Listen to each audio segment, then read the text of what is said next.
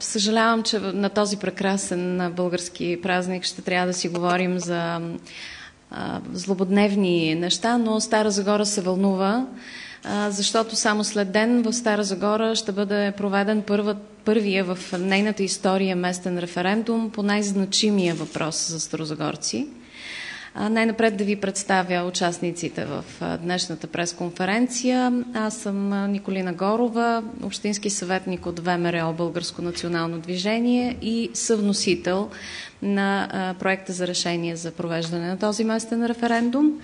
От дясната ми страна е доцент доктор Добринка Лолова, заместник-председател на Българския център за зелена икономика, и Цвета Христова Богданова, която е от гражданската инициатива за чист въздух. Най-напред, ако ми позволите, да кажа няколко думи за това как се стигна до този референдум. Знаете, че Стара Загора има този проблем от повече от 10 години. Обществеността в Стара Загора не се чувства достатъчно защитена, не се чувства достатъчно достатъчно наясно, ако щете, за това какви са нещата, които дишаме. Това е много сериозен проблем и доброто, което се случи преди 2 месеца, е, че местната власт застана до своите граждани и с един много радикален въпрос се опитва след един ден да получи мнението на старозагорци. Знаете, че всички политически сили застанаха за това решение. Вносители бяха ВМРО Българско национално движение, Съюз Стара Загора и Българска социалистическа партия.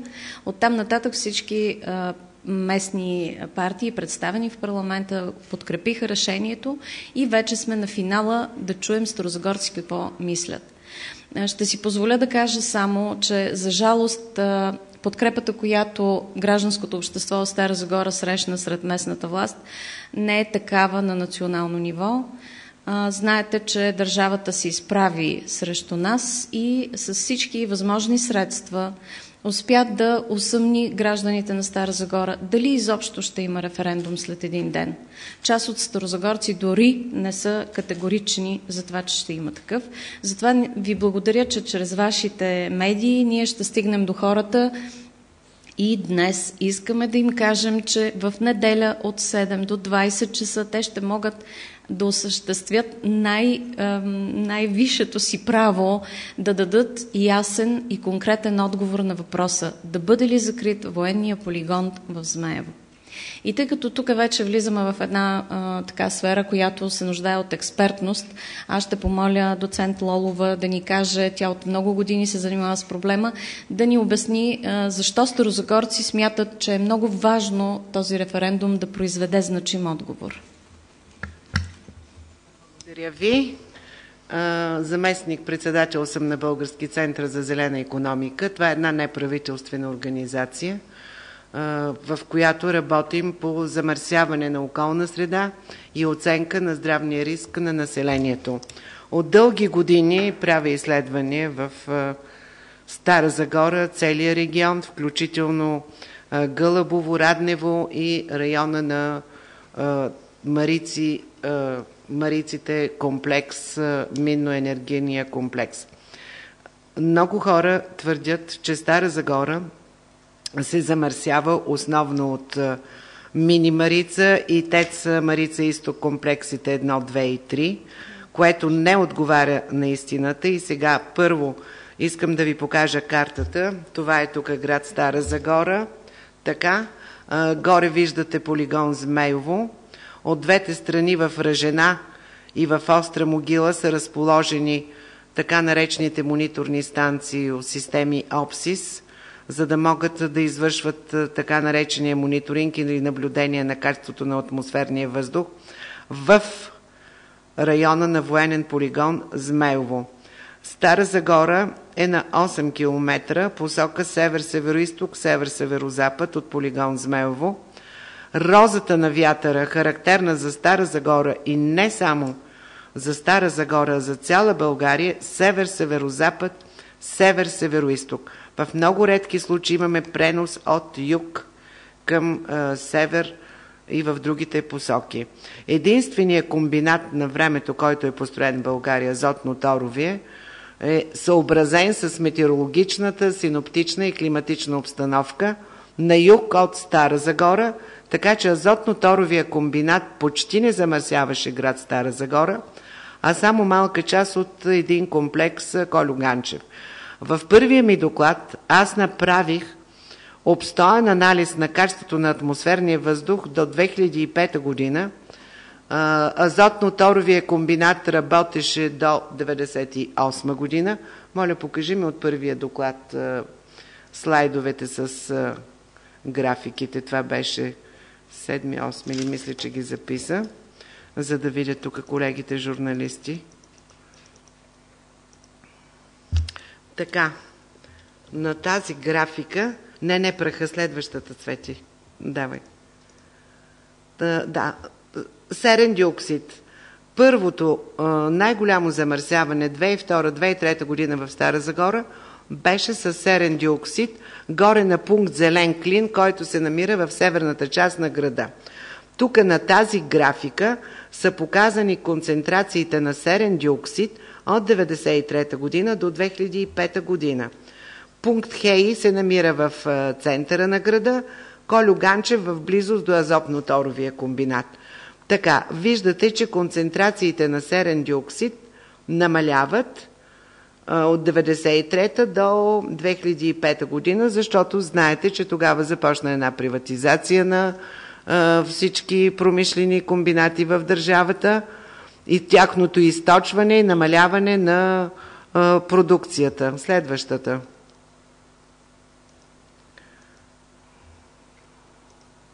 Така, това са концентрациите на азотен диоксид. Азотно-торовия комбинат в Стара Загора основно изхвърляше в атмосферния въздух азотни оксиди.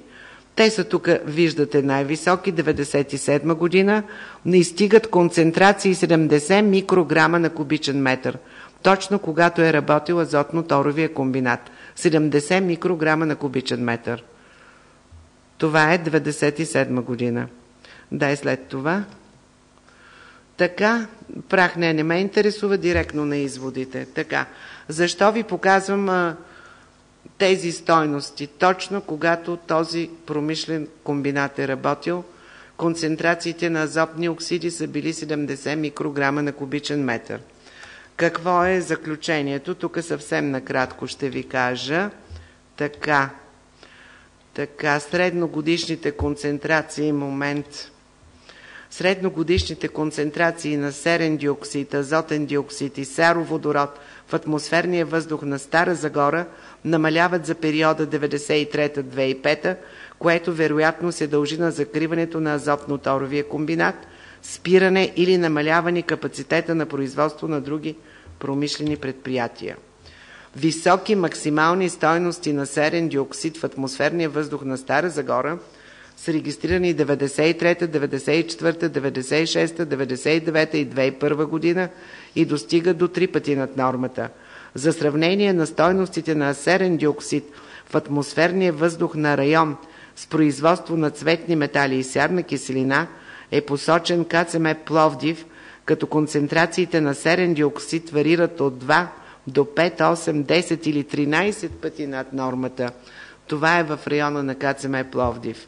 Въпреки високите концентрации на серен диоксид в района на КЦМ Пловдив, в този район не се наблюдава такова обгазяване, което се получава в района на Стара Загора през последните 2 години. В случая това е 2003, 2004, 2005.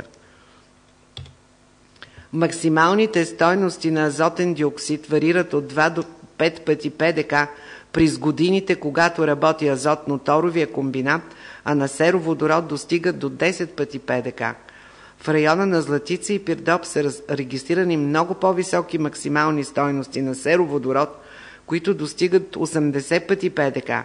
Средногодишни концентрации на оловни аерозоли в атмосферен въздух на Стара Загора за периода 1993-2005 година са под пределно допустимата норма.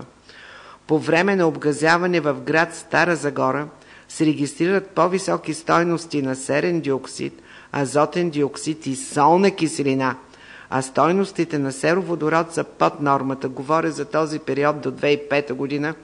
2002 година започват оплакванията в Стара Загора, когато започват унищожаванията на бойни глави на военен полигон Змеево.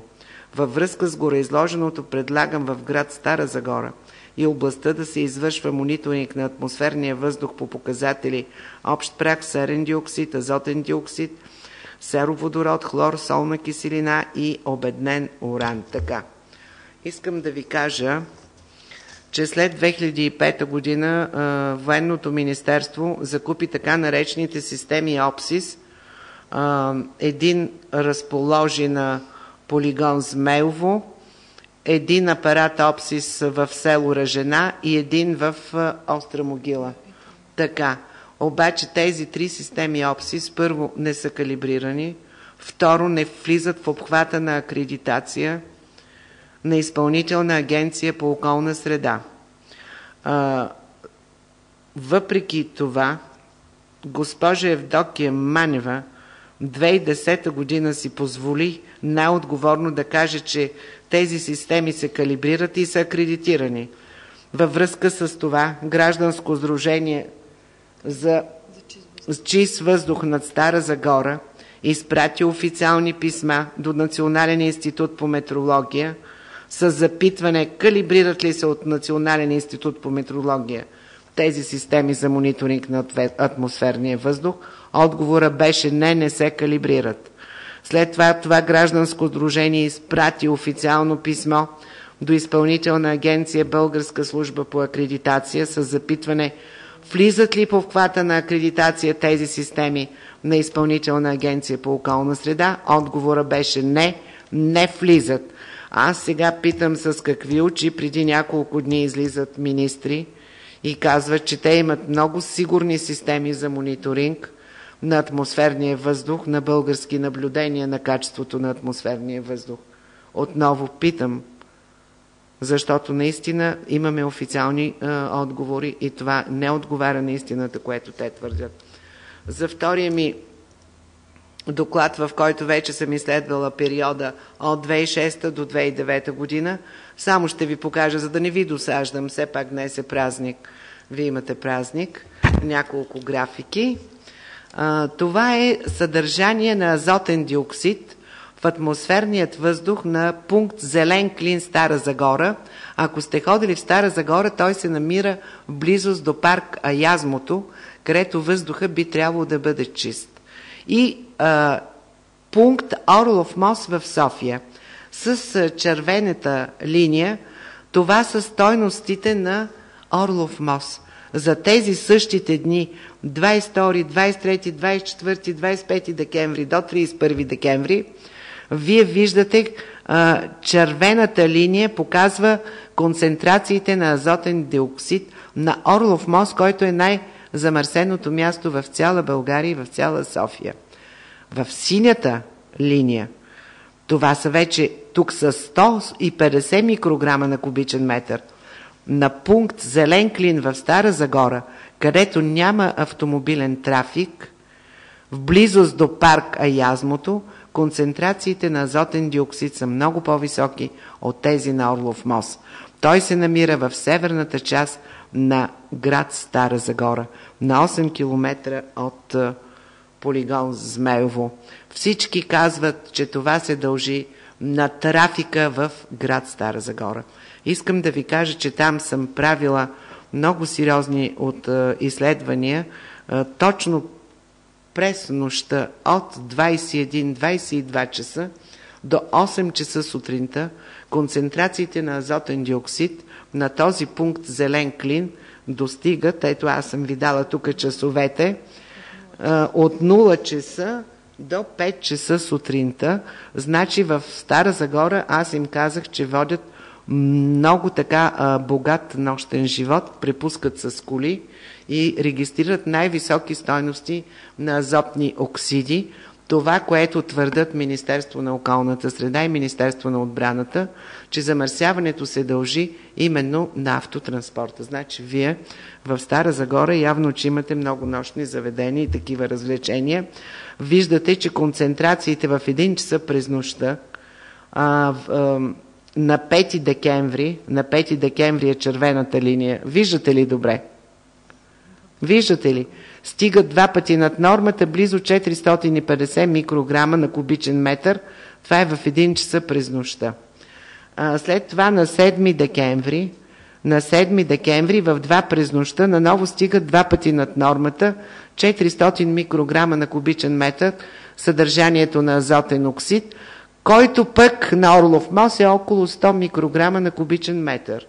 Така, стигаме наново в 5 часа сутринта, на 7 декември, наново високи концентрации. И така, виждате, че най-високи стойности на азотен диоксид на този пункт Зелен клин, който е в близост до парк и наблизо няма така нареченият натоварен трафик кръстовище, където да се изхвърлят тези вредни газове от автомобили, стойностите са много високи и аз задавам въпроса това на какво се дължи. Сега искам само да ви кажа заключението, повече няма да ви отегчавам.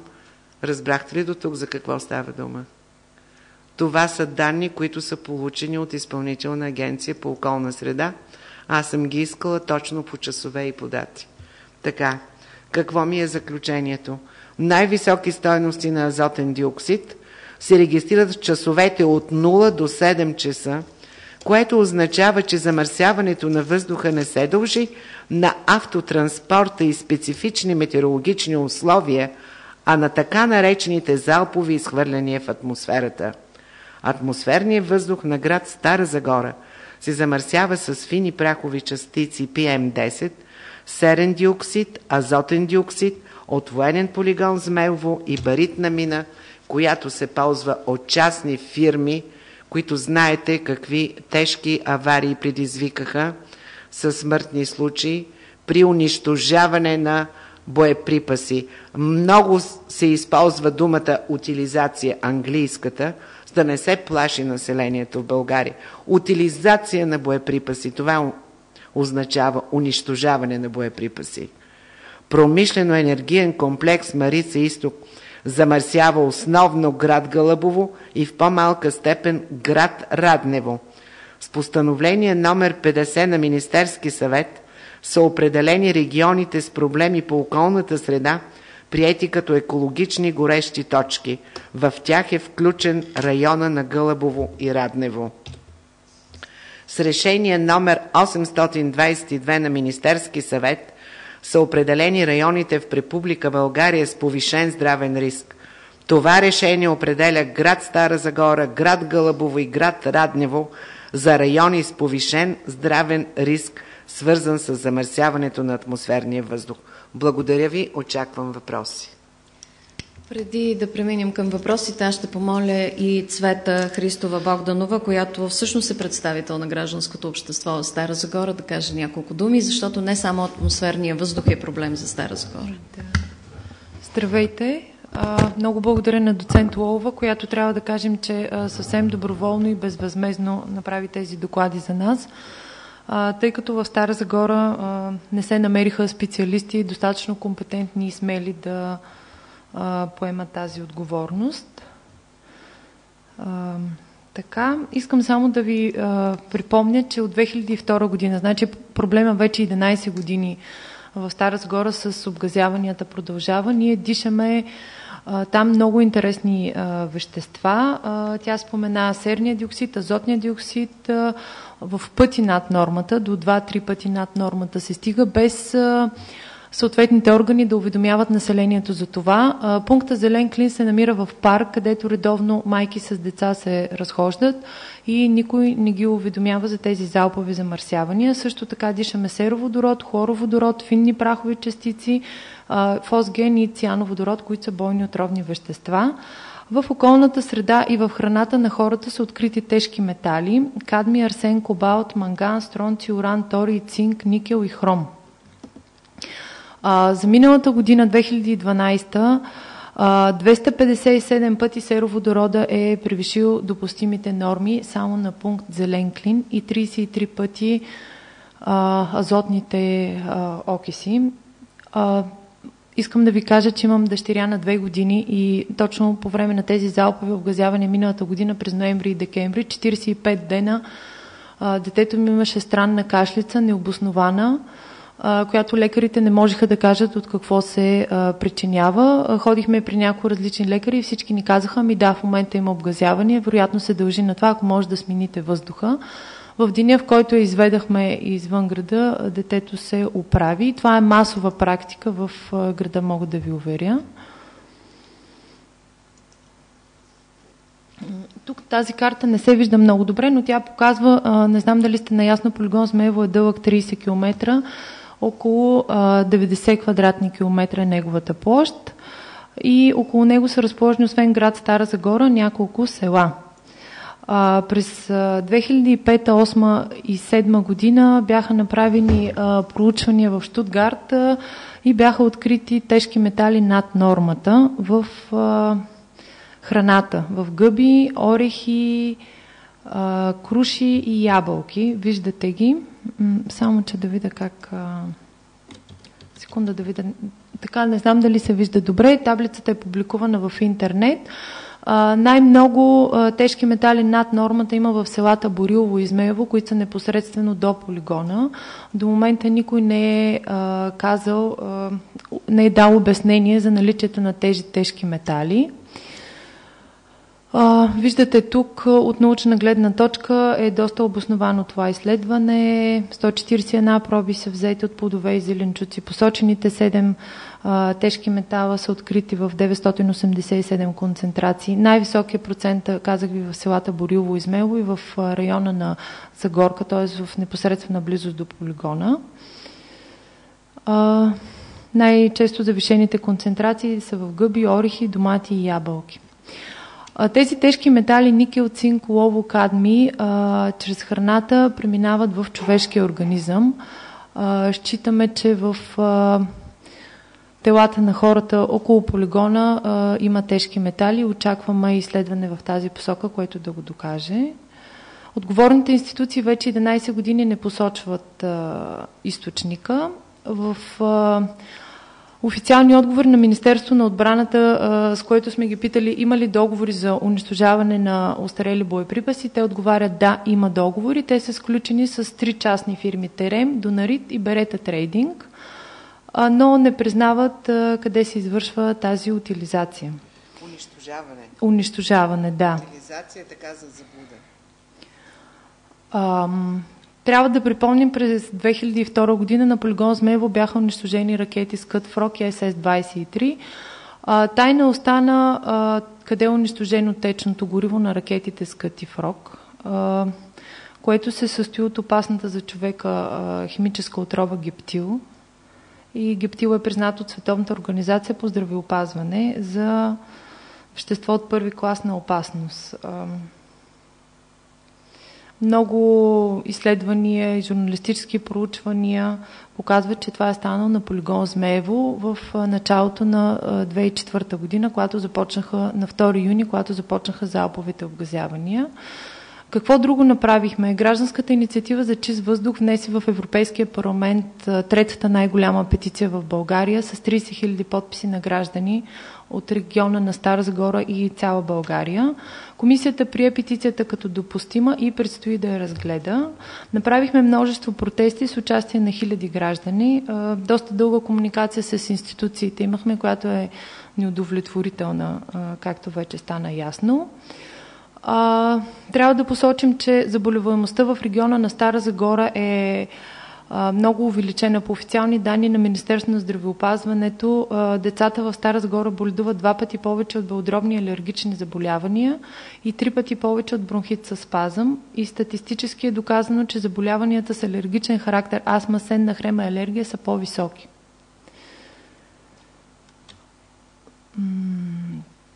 Има изследвания на учени от Тракийския университет, които доказват, че има и генетични увреждания в селата Борилово и Змеево и установен е и хермафродизъм при козите.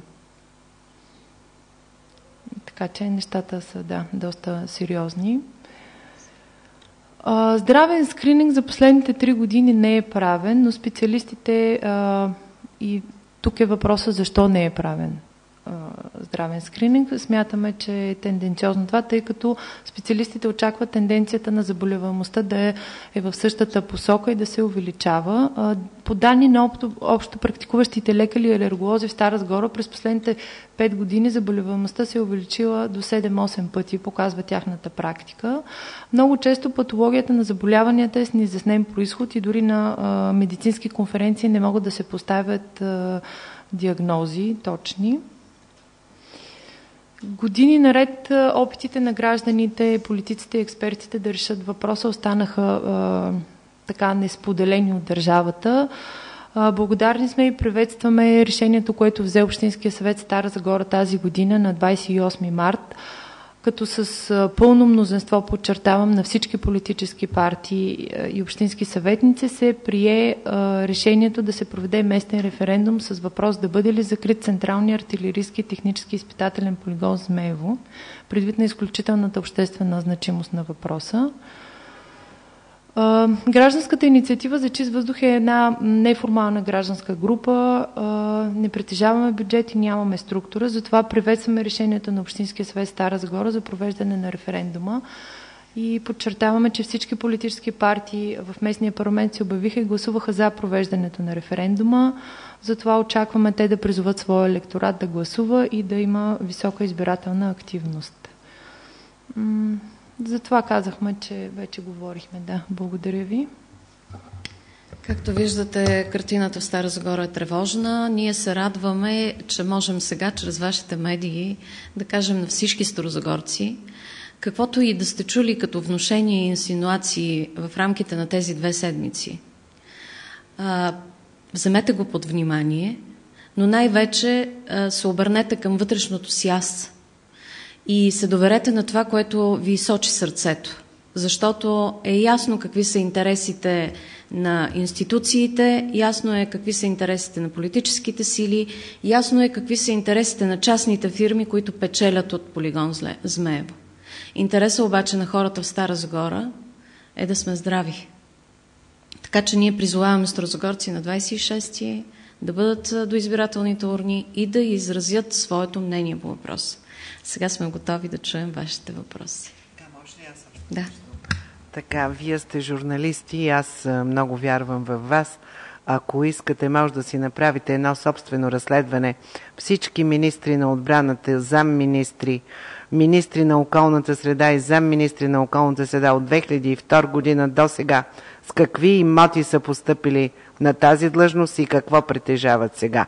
Направете го и ще се учудите. Благодаря ви. Чакам вашите въпроси.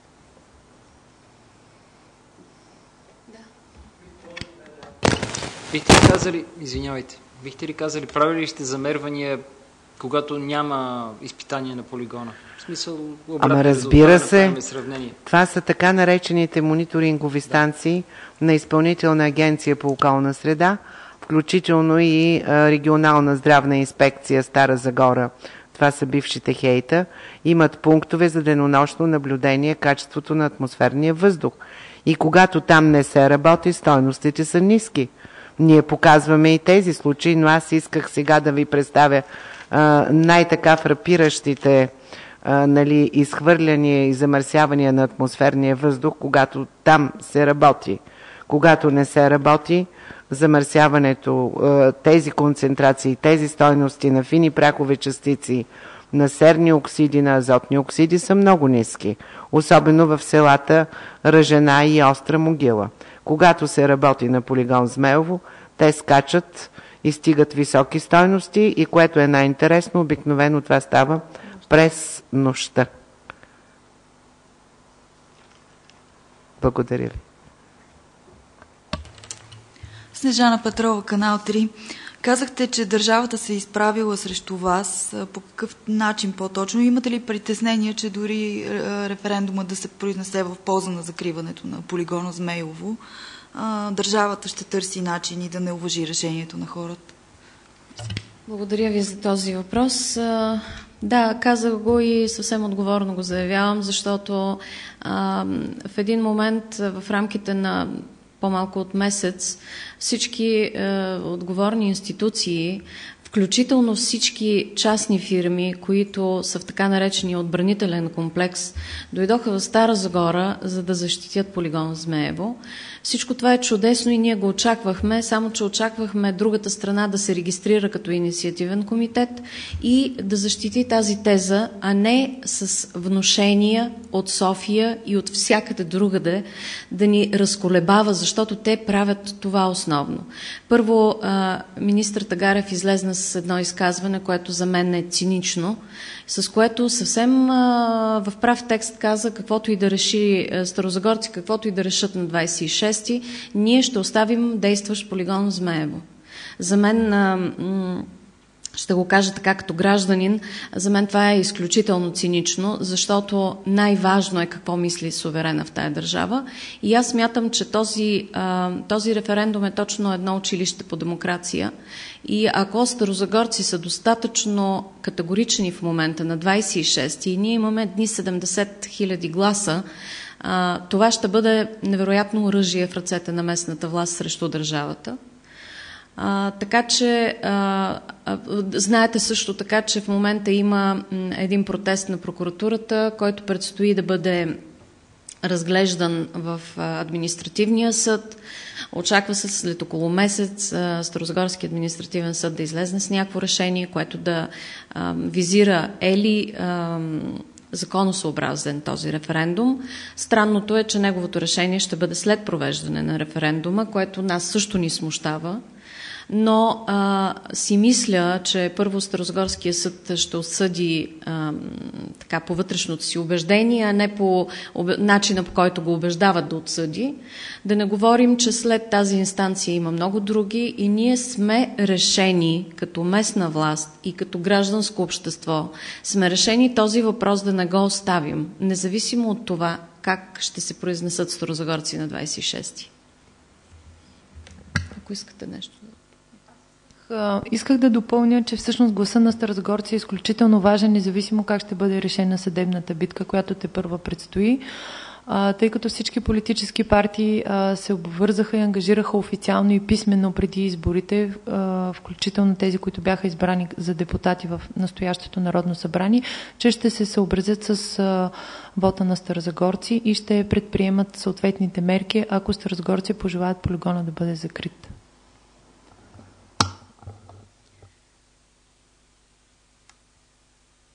Има ли други въпроси? Да, разбира се.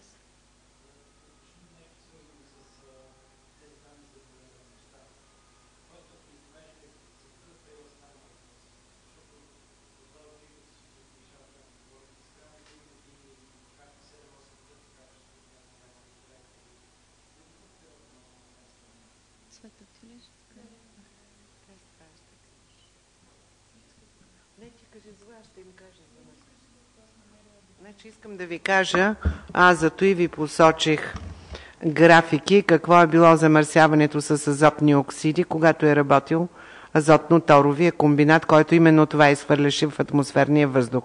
70-80 микрограма на кубичен метър. Видяхте какво става, когато не работи азотно-торовия комбинат. Горе на пункт до парк в северната част на Стара Загора концентрациите стигат 400-450 микрограма на кубичен метър, при стойности на Орлов мост 100-150 микрограма. Най-оживеното кръстовище в цяла България. За какво говорим?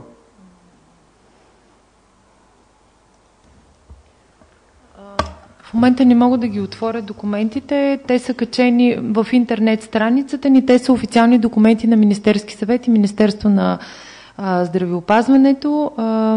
Официално проведени скрининги върху населението. Видяхте по социологически 9000 деца са изследвани. Може да си ги изтеглите от сайта на Министерство на здравеопазването. Първият документ касае периода 2005 и 2006 година, вторият документ касае периода 2007, 2008 и 2009 година. И затова казваме, че няма нов скрининг, което за нас е притеснително.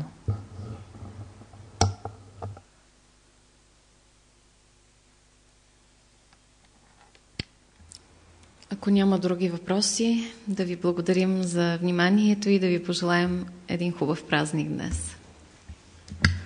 И да ви пожелая да бъдете така по-смели и да правите сериозни разследвания, защото тук става